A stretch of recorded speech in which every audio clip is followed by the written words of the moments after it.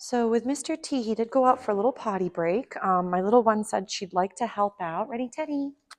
So we might warm up. I know we were mentioning about helping generalize skills, working through some of those different behaviors. Nice job, sir. But I figured since my little one wants to help out, we'll do a little bit with some proper hellos. So when you have company over, I know we worked on it a little bit earlier with Miss M, so Miss Millie. We want to make sure that when you're first starting off that the babe is on equipment. The reason I recommend that is it prevents him from reaching the company and bombarding them if he were a little too exuberant. So obviously he's not performing with as much exuberance as when he first came in because he's a little bit tired after being at doggy day school and practicing.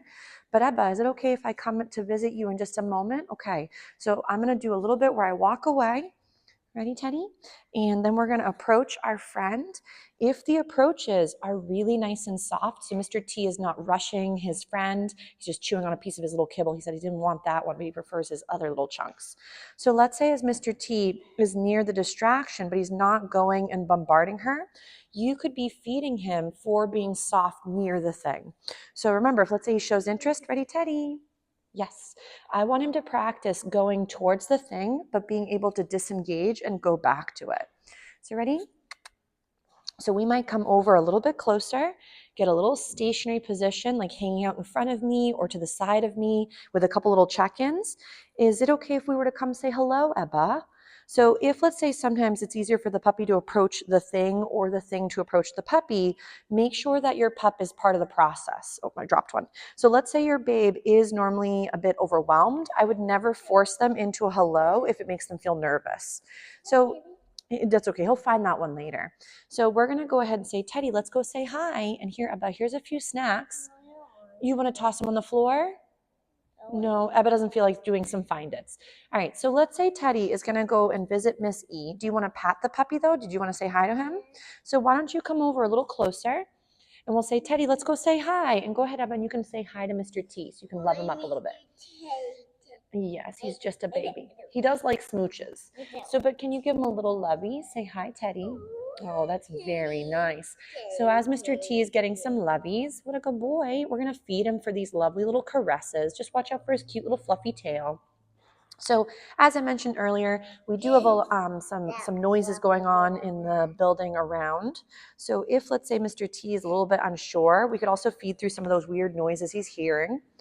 So very nice. The air just came back on, the heat. Is he super cute? Yeah. So remember, some puppies would love to go and give smooches, which is perfectly fine. If, let's say, he's interested, he could do a little high. He's more interested in the food right now. So, but what we want to make sure is that Teddy's part of the hello. So if, let's say, Mr. T was not interested, he could move away, he could disengage, and we could help him create more distance. But the main goal is that we're doing all 4 feet on the floors when he's getting some loveys, right? So do you want to throw a little snack for him? Or are you feeling like you don't want to do some find its? No. So even if sometimes your hellos are just a couple little pats and we feed the puppy for those little moments, that's still a good option for Mr. T. What a good boy. He says he really likes this game. So go ahead, we can do some more little highs. Oh, he did. Yeah, a little snack. That's just the air coming back on. Ebba sometimes also finds that the air is a little bit noisy. Ready, sit. Good boy. So throughout this practice, even if he's not necessarily always engaging with the distraction, remember staying sort of comfortable and vegging near the friend is a great option too. And that's very nice. So sorry about the angle. I should probably turn him around. Ready? Here. There we go. We'll turn him so we can see his cute little face instead of his caboose. There we go. Good job, sir. So remember, nice soft pats, Ebba. You're doing a very good job. So we always want to make sure that when littles are touching, that they're also doing a lot of soft touch, like open hand. So no grabbing of the hair. I normally recommend like the side or the chest area. I don't want littles or adults going for heads, ears, or tails and feet because those are typically the areas that the pups may find overwhelming. So when your babes are doing some engagement with someone new, make sure it's within their comfort range and you're not rushing steps in just the hopes that they're going to choose the right behavior. So make sure you're setting them up for success. Teddy says, you smell delicious. Ready? I feel it. Oh, that's all right. No worries. So what a good job, Mr. T. So if, let's say in the beginning, he's not this soft, it could be that we need to work a few other skills first.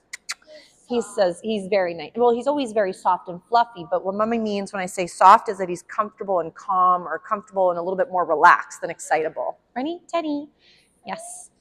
He is so stinking cute. So, but Mr. T did a very nice job with those proper hellos. So we want to make sure that when we're practicing, they're within that, again, puppy's comfort range as well.